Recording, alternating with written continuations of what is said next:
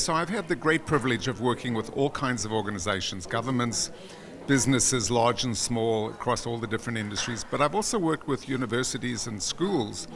And nobody is exempt when it comes to diversity and inclusion.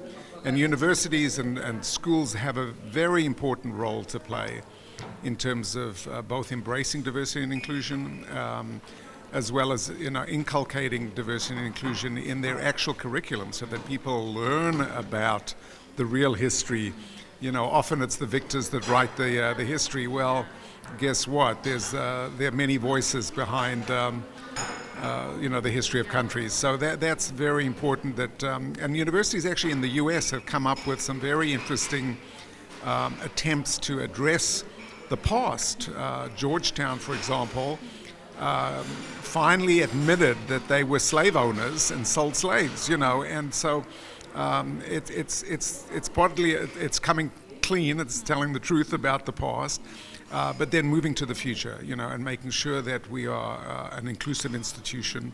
And this is at all levels, the faculty, administration, students, and so forth. So what I'm saying, I think, in shorthand, is that diversity and inclusion is a societal issue, and so no organization and no sector or industry is exempt from this.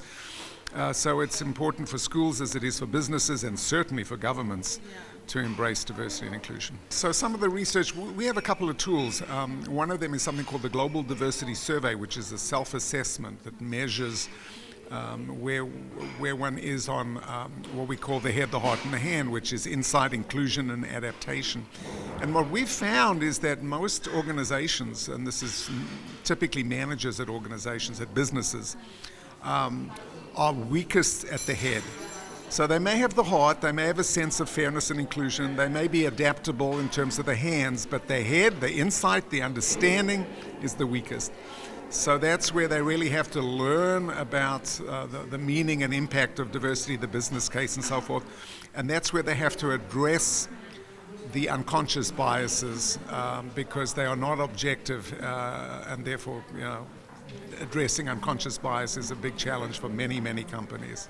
So I'm really here for a conference. I'm here for this conference today, and then tomorrow I'll be at the HRD the World HRD Congress, and they were giving me an award. So I was coming to Asia anyway. So this is on my way. I'm going to be working in Thailand and China, but I have worked over the years with Dr. Neeru Kumar, who's a delightful partner to work with, and she's got great depth of knowledge.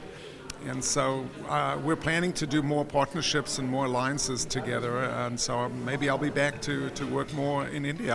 I have worked here before, but it was with the UN. That was the previous time I came here.